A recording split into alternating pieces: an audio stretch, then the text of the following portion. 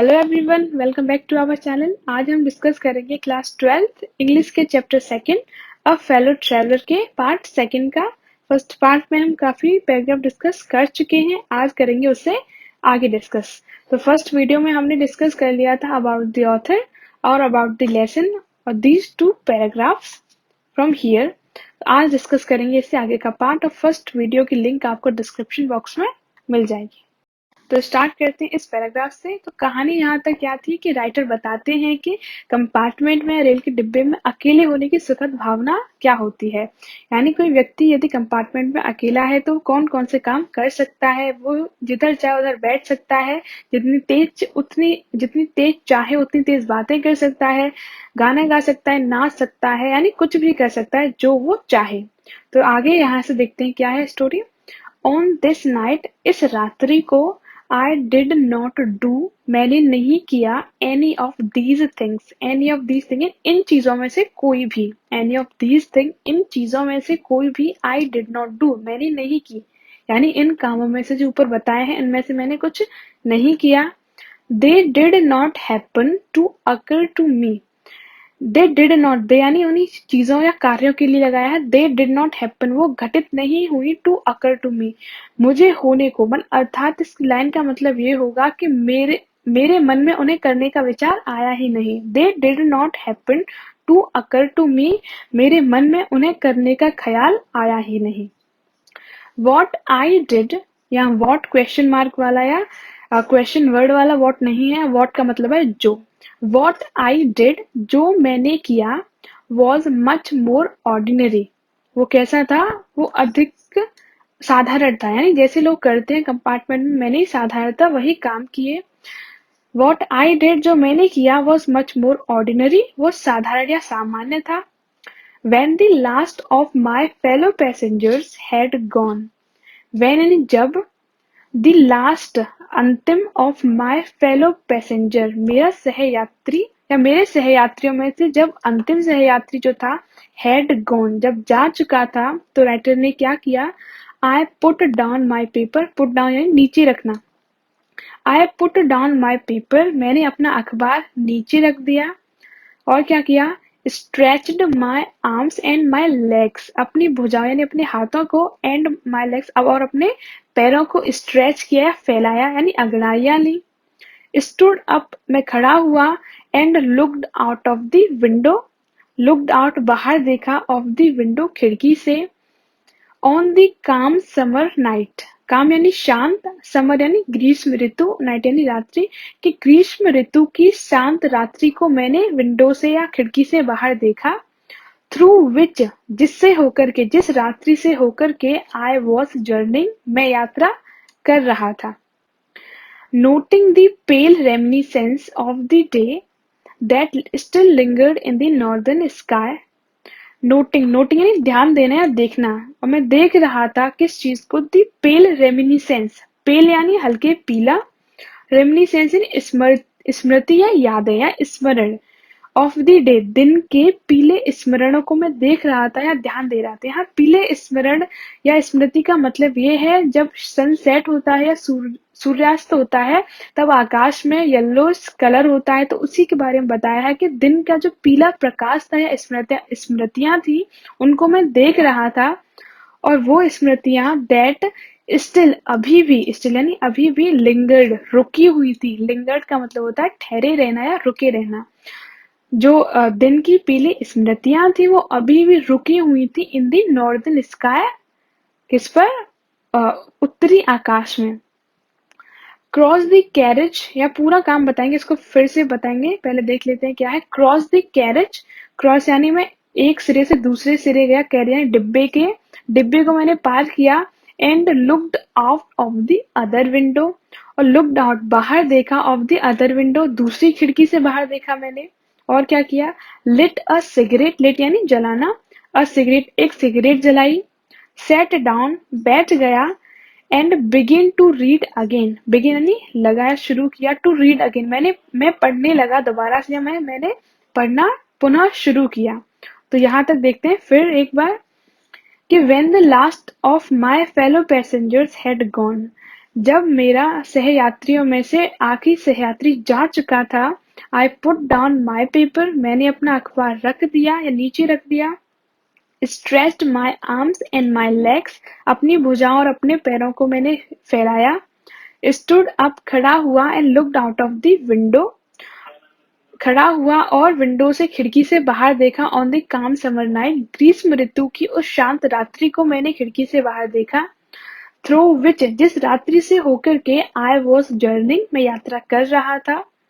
Noting the pale reminiscence of the day that still lingered in the northern sky, और दिन की पीली स्मृतियों को मैंने ध्यान दिया या उनको देखा जो नॉर्दर्न स्काई, उत्तरी आकाश में अभी भी ठहरी हुई थी, अभी भी स्थिर थी। क्रॉस द कैरेज, मैंने डिब्बा पार किया, यानी एक सिरे से दूसरे सिरे गया, एक कोने से दूसरे कोने पर गया। And look out of the other window, और दूसरी खिड़की से मैंने बाहर देखा। लिट अ सिगरेट, एक सिगरेट जलाई। सेट डाउन, बैठ गया। And began to read again, और पुनः मैंने अखबार पढ़ना शुरू कर दिया। इट वॉज देन का मतलब है तभी या एट वंस। क्या हुआ? That I became aware, aware मतलब अवगत होना या मालूम पड़ना। आई बिकेम अवेयर, मैं अवगत हुआ किस चीज से? ऑफ माई फेलो ट्रेवलर, अपने सहयात्री से। यानी तब से उसको लग रहा था कि डब्बे में केवल वो अकेला है, राइटर अकेला है, लेकिन जैसे वो दोबारा पढ़ने बैठ गया उसे तब जाकर पता चला, तब जाकर वो अवेयर हुआ या अवगत हुआ कि एक और कोई साथी उसका डिब्बे में मौजूद है। That I became aware of my fellow passenger, कि तब मुझे मालूम पड़ा या मैं अवगत हुआ अपने सहयात्री से। फेलो ट्रेवलर मतलब सहयात्री, साथ में यात्रा करने वाला कोई व्यक्ति। ही केम, वो आया। And set on my nose, set यानी बैठ गया, ऑन माई नोज, मेरी नाक पर आकर बैठ गया। He was one of those wingy, nippy, intrepid insects that we call ugly mosquitoes. He was one of those. वो उनमें से एक क्या था? He was one, वो एक था। Of those wingy, उन पंखदार, nippy यानी तेज या चतुर या क्लेवर वन, इंटरप्रेट यानी साहसी या निडर, इंसेक्ट के उन साहसी, तेज और पंखदार इंसेक्ट या कीड़ों में से एक था। दैट वी कॉल, जिसे हम पुकारते हैं या जिसे हम बुलाते हैं, जिसको हम क्या कहते हैं? वगली, अस्पष्ट रूप से या रफली हम उसको मस्क्यूटो बुलाते हैं। वो उन जानवरों, उन कीड़ों में से एक था। फिर से देखो इसको।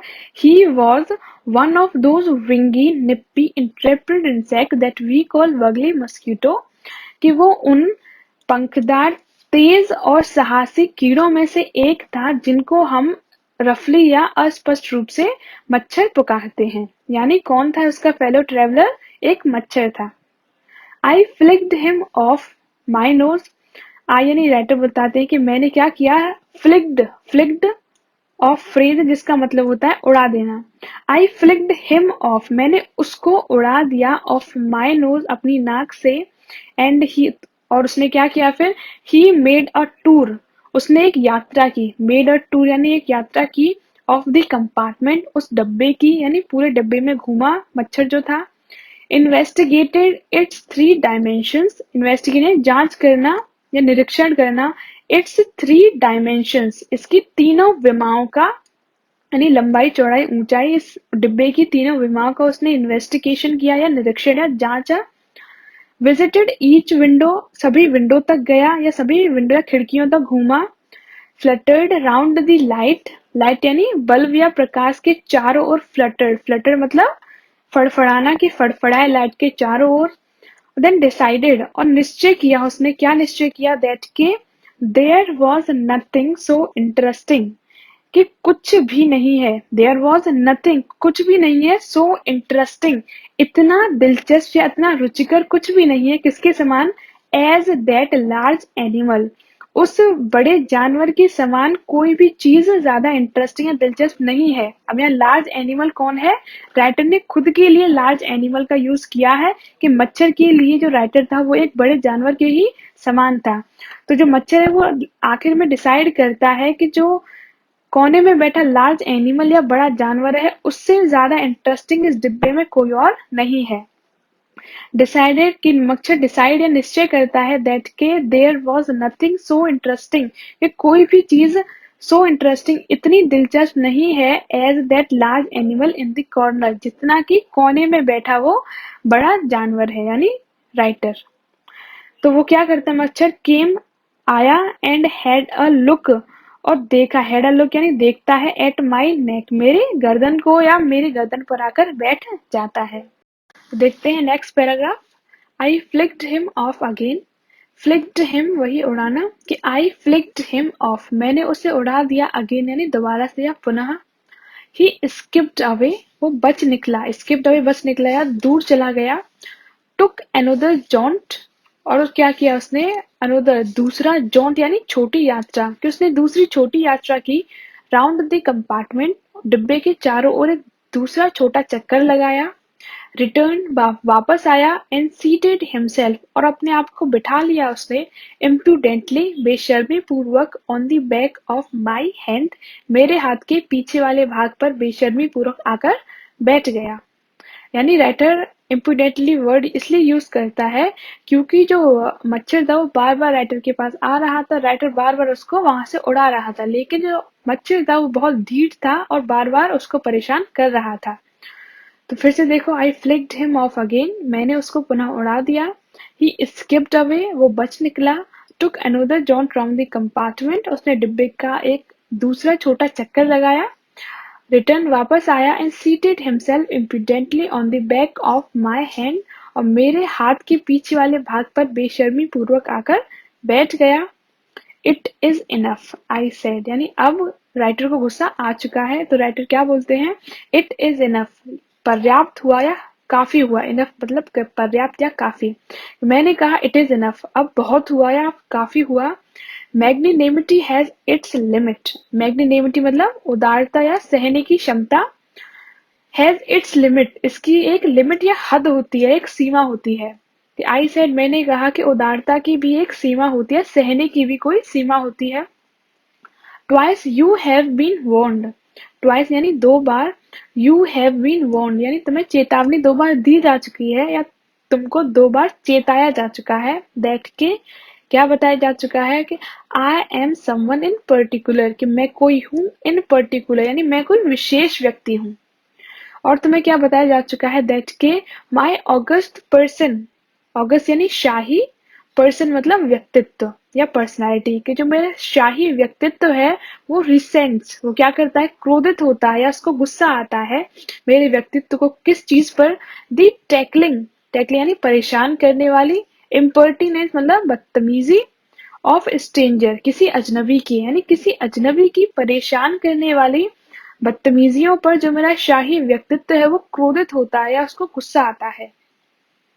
फिर से देखो क्या है, twice you have been warned कि दो बार तुमको चेताया जा चुका है, that I am someone in particular कि मैं एक विशेष व्यक्ति हूँ, और दैट और तुम्हें ये भी बताया जा चुका है my august person resents the tickling impertinence of the stranger, कि जो मेरा शाही व्यक्तित्व है वो अजनबियों की परेशान करने वाली हरकतों पर या बदतमीजियों पर क्रोधित होता है। I assume the black cap, assume यानी धारण करना, कि मैं धारण करता हूँ दी ब्लैक कैप काली टोपी, मतलब है कि मैं न्यायाधीश का रूप धारण करता हूँ। I assume the black cap मैं काली टोपी धारण करता हूँ या मैं न्यायाधीश का रूप धारण करता हूँ। I condemned you to that, I condemned, condemn मतलब मैं ठहराता हूँ, यू तुमको, टू दैट यानी दोषी करार ठहराता हूँ तुमको, किसका, डेथ का, यानी मैं तुम्हें मृत्यु दंड सुनाता हूँ या घोषित करता हूँ। जस्टिस डिमांड्स इट, जो न्याय है, जस्टिस जो है, न्याय जो है वो डिमांड्स इट इसकी मांग करता है। And the court awards it, और जो न्यायालय होता है वो इसको अवार्ड देता है यानी इसको पुरस्कृत करता है, यानी इस निर्णय को सही मानता है। कि आई कंडेम्ड यू टू डेथ, मैं तुम्हें मृत्यु का दोषी मानता हूँ या मैं मृत्यु दंड सुनाता हूँ। जस्टिस डिमांड्स इट, जो न्याय है वो इसकी मांग करता है, and the court awards it, और जो न्यायालय है वो इसको पुरस्कृत करता है। The counts against you are many, the counts जो अपराध है, काउंट्स का मतलब अपराध, अगेंस्ट यू तुम्हारे विरुद्ध, जो तुम्हारे विरुद्ध अपराध है, आर मैनी वो बहुत से या बहुत सारे हैं। यू आर अ वेगरेंट, कौन कौन से अपराध है वो गिनाता है यहाँ पर। You are a vagrant, vagrant मतलब आवारा या vagabond. You are a vagrant, तुम आवारा हो, इधर उधर घूमते रहते हो। You are a public nuisance, public nuisance यानी पब्लिक की जनता को परेशान करने वाला। You are a public nuisance. You are travelling without ticket, और तुम क्या कर रहे हो, यू आर ट्रेवलिंग यात्रा कर रहे हो विदाउट टिकट, बिना टिकट के तुम रेल में यात्रा कर रहे हो। You have no meat coupon, और तुम्हारे पास क्या नहीं है, you have no meat coupon, तुम्हारे पास राशन कार्ड या मीट कूपन नहीं है। ये मीट कूपन उस समय चलता था ब्रिटिश काल में, वो मीट और चीनी को खरीदने के लिए राशन कार्ड का यूज करते थे लोग। तो बताते राइटर कहते हैं कि तुम्हारे पास मीट कूपन भी नहीं है, फिर भी उसके बावजूद भी तुम भोजन ग्रहण करते हो, यानी लोगों का खून पीते हो। कि कौन कौन से हैं उसके अपराध। यू आर अ वेग्रेंट, तुम आवारा हो। You are a public nuisance, तुम पब्लिक को परेशान करने वाले हो। You are travelling without a ticket, तुम बिना टिकट के यात्रा कर रहे हो। You have no meat coupon, तुम्हारे पास कोई राशन कार्ड भी नहीं है। फॉर दीज यानी इन सब के लिए, इन सब अपराधों के लिए, एंड मैनी अदर मिसडेमिनियर्स, मिसडेमिनियर्स का मतलब होता है इलीगल वर्क या गैर कानूनी कार्य, कि इन सभी के लिए और अन्य गैर कानूनी कामों के लिए you are about to die, तुम क्या होने वाले हो, यू आर अबाउट टू, तुम होने वाले हो डाई यानी मरने वाले हो। आई स्ट्रक, स्ट्रक का मतलब प्रहार करना, अटैक करना, कि मैंने प्रहार किया या हमला किया। अ स्विफ्ट, स्विफ्ट यानी तेज या वेरी फास्ट। लीथल ब्लो मतलब प्राण घातक प्रहार। विद माई राइट हैंड यानी क्या किया राइटर ने, माई राइटर मैंने अपने दाहिने हाथ से बहुत ही प्राण घातक और बहुत ही तेज प्रहार किया मच्छर पर। I stuck a swift lethal blow with my right hand, कि मैंने अपने दाहिने हाथ से बहुत तेज और बहुत प्राण घातक प्रहार किया या हमला किया। ही डग्ड, डग्ड मतलब झुकना या निकल जाना या बच निकलना। ही डग्ड वो बच निकला, दी अटैक उस हमले से, यानी उस हमले से वो बच गया। विद एन इंसोलेंट ईज, अपमानजनक आसानी से, यानी इतनी आसानी से जिससे किसी की अपमान हो जाए। ही डग्ड कि वो बच निकला, दी अटैक उस हमले से। विद एन इंसोलेंट ईज, अपमानजनक या अपमान पूर्वक आसानी से वो बच निकला। दैट ह्यूमिलेटेड मी, जिससे क्या हुआ, मेरा अपमान हुआ। दैट ह्यूमिलेटेड मी, जिसने मेरा अपमान किया, यानी राइटर इतना बड़ा प्राणी है और जो मच्छर है वो बार बार उससे बच निकल रहा है, तो यहाँ जो राइटर है अब उसका अपमान होता है, उसको ऐसा महसूस होता है कि ये जो मच्छर है उसने मेरा अपमान कर दिया। He dogged the attack with an insolent ease that humiliated me, कि वो उस प्रहार से बड़ी आसानी से बच गया जिससे मेरा अपमान हो गया, जिससे मुझे अपमानित महसूस हुआ। My personal vanity was aroused, personal यानी व्यक्तिगत, वैनिटी मतलब गर्व या अभिमान, कि जो मेरा व्यक्तिगत अभिमान था या मेरा जो निजी अभिमान था, वॉज अराउज्ड वो अब जागृत हो चुका था, यानी उसको बहुत ज्यादा क्रोध आ चुका था राइटर को। I lunged at him with my hand and with my paper. I lunged यानी टूट पड़ना, at him मच्छर पर, मैं मच्छर पर टूट पड़ा, तेजी से उसका पीछा किया।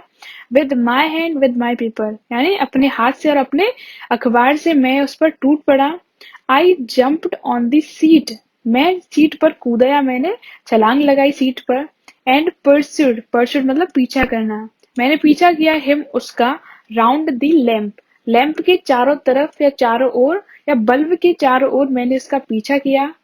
I adopted tactics of feline cunning, feline मतलब चालाक, कनिन यानी फेलाइन कनिन मतलब चालाक बिल्ली, टैक्टिस यानी चालाकी या तरीके। आई अडॉप्टेड मैंने अपनाए, टैक्टिस चालाकियां या तरीके, ऑफ फेलाइन कनिन एक चालाक बिल्ली के, यानी चालाक बिल्ली जैसे शांति से चालाकी से अपना काम करती है, वैसे ही मैंने भी कुछ तरीके अपनाए। वेटिंग और मैं इंतजार करता रहा। टिल ही हैड अलाइटेड, अलाइटेड मतलब उतरना, किसके उतरने तक का मैंने इंतजार किया। अप्रोचिंग मतलब आगे बढ़ना, कि आगे बढ़कर विद अ हॉरिबल स्टिल्थीनेस, हॉरिबल यानी भयानक, स्टिल्थीनेस मतलब बहुत ही शांति से या बहुत ज्यादा चुपके से, कि बहुत अत्यधिक चुपके से आगे बढ़कर। स्ट्राइकिंग, स्ट्राइकिंग यानी प्रहार करना, मैंने प्रहार किया। विद अ सडन बहुत ही अचानक से। एंड टेरिबल स्विफ्टनेस, टेरिबल यानी अत्यधिक या भयानक, स्विफ्टनेस यानी तेजी से, यानी बहुत ज्यादा अत्यधिक तेजी से और बहुत ज्यादा अचानक मैंने उस पर स्ट्राइक यानी प्रहार किया। फिर से देखो यहाँ से कि जब जो राइटर के प्रहार से जो मच्छर था वो बच जाता है तो राइटर को अपमानजनक महसूस होता है। My personal vanity was aroused, जो मेरा पर्सनल जो व्यक्तिगत गौरव या अभिमान होता है वो अराउज्ड, वो जागृत हो जाता है या मुझको बहुत ज्यादा क्रोध आ जाता है। आई लंग्ड एट हिम, मैं उस पर टूट पड़ता हूँ। With my hand and my paper, मैं अपने अखबार अपने हाथ के साथ उसके ऊपर टूट पड़ता हूँ। I jumped on the seat and pursued him round the lamp, मैं सीट पर छलांग लगाता हूँ और लैंप या बल्ब के चारों ओर उसका पीछा करता हूँ। आई अडॉप्टेड टैक्टिक्स ऑफ फेनाइन कनिंग, मैं चालाक बिल्ली के तरीकों को भी अपनाता हूँ। वेटिंग टिल ही हैड अलाइटेड, उसके उतरने तक का इंतजार करता हूँ। अप्रोचिंग विद अ हॉरिबल स्टिल्थीनेस, के बहुत भयानक चुपके से उसके तरफ आगे बढ़ते हुए स्ट्राइकिंग प्रहार करता हूँ। विद अ सडन, अचानक से, एंड टेरिबल स्विफ्टनेस, बहुत ज्यादा तेजी से। तो देखते हैं next paragraph. It was all in when, it was all, जो सब कुछ किया जो राइटर ने किया था ऊपर काम, यानी जितने भी प्रहार किए थे वो क्या हुए, इन वेन, सब व्यर्थ गए। वेन मतलब वेस्ट होना या व्यर्थ जाना, कि जितने भी मैंने प्रयास किए मच्छर को मारने के वो वेन हुए या व्यर्थ गए। ही प्लेड विद मी, वो मेरे साथ खेला। ओपनली, खुले रूप से, एंड ऑस्टेटेंटियसली, ऑस्टेटेंटियसली मतलब होता है दिखावे के रूप में, बहुत ज्यादा शानदार तरीके से और खुले रूप से वो मेरे साथ खेला। Like a skilful matador financing round an infuriated bull. अब यहाँ पर राइटर ने दो कंपैरिजन किए हैं, एक किया है मच्छर का, वो किसके साथ किया है, स्किलफुल मेटाडोर, और दूसरा किया है अपना, यानी राइटर ने खुद अपना कंपैरिजन किया इन्फ्यूरेटेड बुल के साथ। यानी स्किलफुल मेटाडोर, मेटाडोर कौन होते हैं, स्पेन में गेम होता है बुल फाइटिंग, जिसमें एक व्यक्ति होता है जो सांड को या बुल को क्रोधित करता है, अपने कामों से उसे परेशान करता है, और जो बुल होता है परेशान होकर उसके पीछे भागता है उस पर अटैक करने के लिए। तो मेटाडोर उस व्यक्ति को कहते हैं जो बुल को इन्फ्यूरेट करता है या उसको क्रोधित करता है। तो इसीलिए मच्छर को उसने कंपेयर किया है स्किलफुल मेटाडोर से, कि वो परेशान कर रहा था, क्रोध दिला रहा था उसको, राइटर को, और इसीलिए अपने आप का उसने कंपैरिजन किया है बुल से। इन्फ्यूरेटेड बुल मतलब क्रोधित बुल से अपना कंपैरिजन किया है, कि वो मेरे साथ खेल रहा था खुले रूप से और बहुत ही दिखावे के लिए खेल रहा था। लाइक अ स्किलफुल मेटाडोर, एक कुशल मेटाडोर की भांति, जो क्या करता है, फाइनेंशिंग, चक्कर लगाता है, अराउंड एन इन्फ्यूरेटेड बुल, यानी क्रोधित सांड के आगे पीछे या चारों तरफ चक्कर लगाता है एक स्किलफुल मेटाडोर, उसकी भांति वो मेरे साथ खेल रहा था, यानी मुझे परेशान कर जा रहा था, और जैसे मैं उस पर अटैक करने के लिए जाता वो मुझसे बच निकलता, जैसे कि मेटाडोर उस गेम में करता है। फिर से देखो, it was all in when, जो भी प्रयास किए वो सब व्यर्थ गए। ही प्लेड विद मी, वो मेरे साथ खेला। ओपनली एंड ऑस्टेटेनियसली, खुले रूप से और दिखावे के लिए वो मेरे साथ खेला। Like a skilful matador financing round an infuriated bull, एक कुशल मेटाडोर की भांति जो एक क्रोधित सांड के चारों ओर चक्कर लगाता है। इट वॉज ऑब्वियस, ऑब्वियस यानी स्पष्ट था, ये क्लियर था। इट वॉज ऑब्वियस, ये स्पष्ट था, that he was enjoying himself, कि वो क्या कर रहा था, एंजॉइंग हिमसेल्फ, वो आनंद ले रहा था, यानी वो खेल रहा था, ये स्पष्ट था कि वो एंजॉय कर रहा था, आनंद ले रहा था। एंड दैट, और ये भी स्पष्ट था कि that it was for this, और इस चीज के लिए यानी अपने आनंद के लिए वो क्या कर रहा था, he had disturb my repose, उसने वादित कर दिया, डिस्टर्ब मतलब वादित करना, माई रिपोज मतलब मेरा जो आराम था या मेरा जो कंफर्ट था उसको अपने आनंद के लिए उसने डिस्टर्ब कर दिया, वादित कर दिया। It was obvious that he was enjoying himself, ये क्लियर था, ये स्पष्ट था कि वो एंजॉय कर रहा था, आनंद ले रहा था, और ये भी क्लियर था कि फॉर दिस, इस काम के लिए, अपने आनंद के लिए, he had disturb my repose, उसने मेरे आराम को बाधित किया। ही wanted a little sport, he wanted जो मच्छर था वो चाहता था, अ लिटिल स्पोर्ट, कोई छोटा सा गेम है, थोड़ा गेम खेलना चाहता था। And what sport like being chased by this huge, lumbering windmill of a creature who tasted so good and seemed so helpless and so stupid?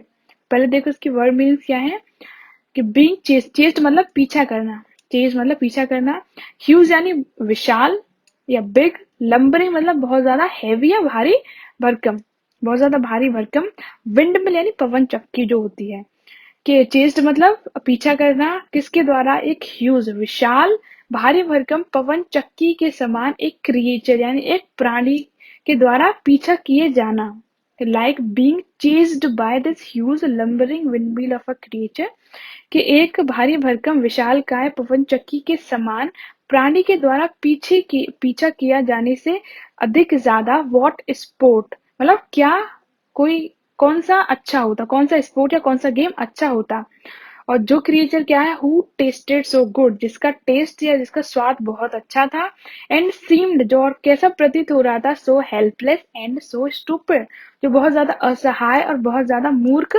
प्रतीत हो रहा था, ऐसे क्रिएचर के द्वारा पीछा किया जाने से अच्छा कौन सा गेम था। इस लाइन को फिर से देखो, he wanted a little sport, वो एक छोटा या थोड़ा गेम चाहता था, and what sport like being chased by this huge lumbering windmill of a creature who tested so good and seem so helpless and so stupid, कि वो एक छोटा गेम चाहता था और एक विशाल भारी भरकम पवन चक्की के समान प्राणी जिसका टेस्ट या जिसका स्वाद बहुत अच्छा है, जो दिखने में बहुत असहाय और बहुत स्टूपिड दिखाई दे रहा है, ऐसे क्रिएचर से पीछे किए जाना यानी पीछा किया जाना से अच्छा कौन सा गेम था, यानी उसे ये गेम अच्छा लग रहा था मच्छर को, इसीलिए वो उसके साथ ये गेम खेल रहा था। Next line, I begin to enter into the spirit of the fellow. अब यहाँ जो राइटर है वो अपने एटीट्यूड को थोड़ा चेंज करता है इस मच्छर के प्रति, तो क्या है line, I begin to enter, कि मैं प्रवेश करने लगा into the spirit of the fellow, उस साथी की स्पिरिट या आत्मा में, स्पिरिट यानी आत्मा, कि उसके बारे में और थोड़ा सोचने लगा या उसके अंदर झांकने लगा, उसको समझने लगा। He was no longer a mere insect, जब राइटर उसके बारे में सोचता है तो क्या था, ही वॉज नो लॉन्गर, अब वो अधिक राइटर के लिए क्या नहीं था, अब मियर इंसेक्ट, अब वो केवल मियर मतलब केवल इंसेक्ट यानी कीड़ा, कि राइटर के लिए अब वो केवल कीड़ा ही नहीं था, वो क्या था, he was developing into a personality, कि वो विकसित हो रहा था या वो विकसित कर रहा था इनटू अ पर्सनैलिटी एक व्यक्तित्व में, एंड इंटेलिजेंस यानी जो राइटर है उसको अपने समानी प्राणी समझने लगता है। अब he was developing into a personality, कि उसका एक व्यक्तित्व विकसित होता है या हो रहा था, एंड इंटेलिजेंस और एक बुद्धिमता थी उसके अंदर या बुद्धिमता विकसित हो रही थी, दैट चैलेंज जो जो चुनौती दी थी, यानी जिस बुद्धिमता ने चुनौती दी थी, the possession of this compartment, possession मतलब अधिकार या राइट, ऑफ दिस कंपार्टमेंट इस डिब्बे पर, यानी इस डिब्बे के अधिकार पर चुनौती दी थी जिस बुद्धिमता ने,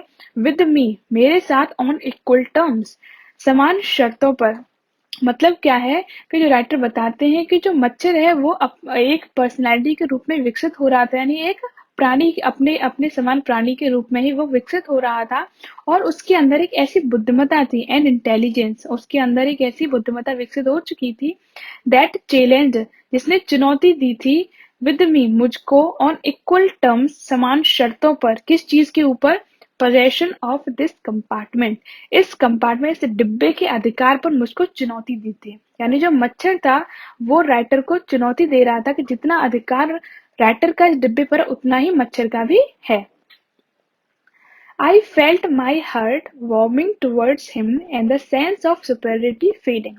I felt, राइटर कहते हैं मैं महसूस कर रहा था, my heart कि मेरा हृदय क्या हो रहा है, warming towards him कि उसके प्रति कुछ नम हो रहा है, यानी उसके प्रति अच्छी भावनाएं मेरे हृदय में आ रही हैं। और क्या महसूस किया राइटर ने, and the sense of superiority fading, और जो श्रेष्ठता की जो सेंस या भावना थी, फेडिंग, फेडिंग मतलब कम होना या मिट जाना, तो the sense of superiority fading, कि जो श्रेष्ठता का जो सेंस या भावना थी वो भी कम होती जा रही थी, यानी अब जो राइटर था वो अपने आप को मच्छर से श्रेष्ठ नहीं समझ रहा था, वो मच्छर को अपने ही समान प्राणी मान रहा था।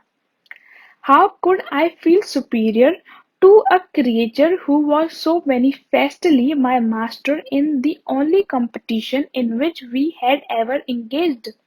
कि how could I feel superior, कि मैं कैसे फील करता या महसूस करता सुपीरियर श्रेष्ठ किसके कंपैरिजन में? टू अ क्रिएचर, एक ऐसे प्राणी की तुलना में मैं अपने आप को कैसे श्रेष्ठ समझता या महसूस करता जिस क्रिएचर ने क्या किया था? हु वॉज सो मैनिफेस्टली मतलब बहुत ही आसानी से, बहुत ही स्पष्ट रूप से, कि उसने इतने स्पष्ट रूप से, इतनी आसानी से क्या हो गया? माई मास्टर, मेरा मास्टर बन गया, मेरा मालिक बन गया, या मुझसे श्रेष्ठ बन गया।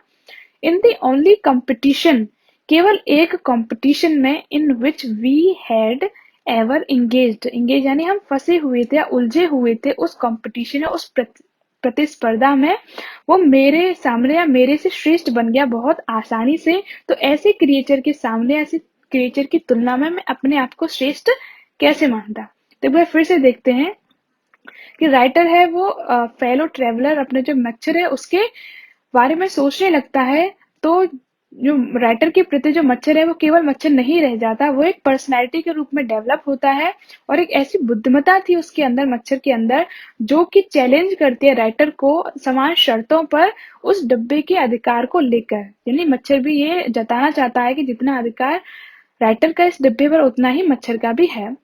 I felt my heart warming towards him and the sense of superiority fading.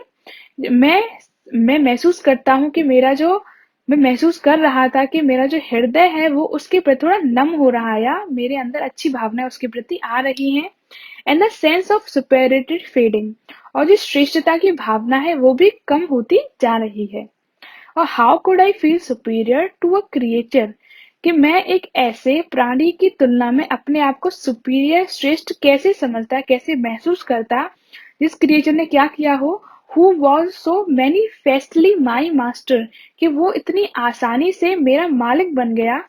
In the only competition, केवल एक कंपटीशन, प्रतियोगिता, प्रतिस्पर्धा में मेरे से जीत गया, मेरा मालिक बन गया। इन विच, जिस प्रतियोगिता में वी हैड एवर इंगेज्ड, हम पहले से ही उलझे हुए थे। Y not be magnanimous again, अब राइटर अपने एटीट्यूड को और थोड़ा चेंज करता है, तो क्या सोचता है? Y not be magnanimous again, मैग्नेनिमियस वही उदार होना या दयावान होना, कि Y not be magnanimous again, कि क्यों ना हुआ जाए उदार अगेन एंड पुनः, कि क्यों ना पुनः उदार हुआ जाए या दया दिखाई जाए और इसको छोड़ दिया जाए, यानी इसको मारना का जो मैंने डिसाइड किया उस डिसीजन को मैं छोड़ दूं। Magnanimity and mercy were the noblest attributes of the man, कि मैग्नेनिमिटी जो उदारता है, और मर्सी और क्या है? दया। मर्सी मतलब दया, और जो उदारता है वो क्या है? या वर की जगह आर आना चाहिए, कि प्रेजेंट टेंस में बनेगा। देखो कैसे, कि मैग्नेनिमिटी एंड मर्सी, कि जो उदारता है और जो दया है वो क्या है?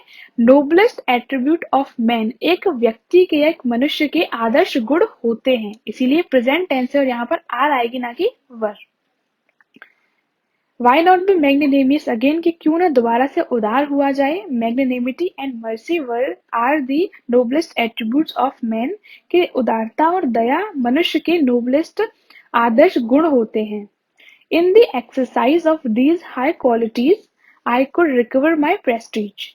इन द एक्सरसाइज, कि अभ्यास करके, इन द एक्सरसाइज अभ्यास करके, ऑफ दीज हाई क्वालिटीज, इन उच्च गुणों का, इन उच्च गुणों का अभ्यास करके, यानी इनको अपने अंदर उतार कर, इन गुणों को, मैग्नेनिमिटी और मर्सी के, मैं क्या कर सकता हूँ? आई कुड रिकवर, मैं पुनः प्राप्त कर सकता हूँ। माई प्रेस्टीज, अपने सम्मान को, मैं अपने सम्मान को पुनः वापस पा सकता हूँ अगर मैं ये क्वालिटीज की एक्सरसाइज या अभ्यास करता हूँ, या मच्छर के प्रति उदार या दयावान होता हूँ। एट प्रेजेंट, वास्तव में क्या है? वर्तमान में क्या है? I was a ridiculous figure, मैं हास्यप्रद एक फिगर बन चुका हूँ या सामान हूँ। I was a ridiculous figure, मैं एक हास्यप्रद सामान हूँ। अ थिंक, एक ऐसी वस्तु हूँ, फॉर लाफ्टर एंड डेरिजन, डेरिजन मतलब मजाक, लाफ्टर मतलब हंसी का, कि हंसी और मजाक की केवल चीज बन के रह गया हूँ। यानी मच्छर के सामने, मच्छर उसको परेशान कर रहा है और वो उसको मार भी नहीं पा रहा है, इसीलिए बताता है कि वर्तमान में मैं क्या हूँ?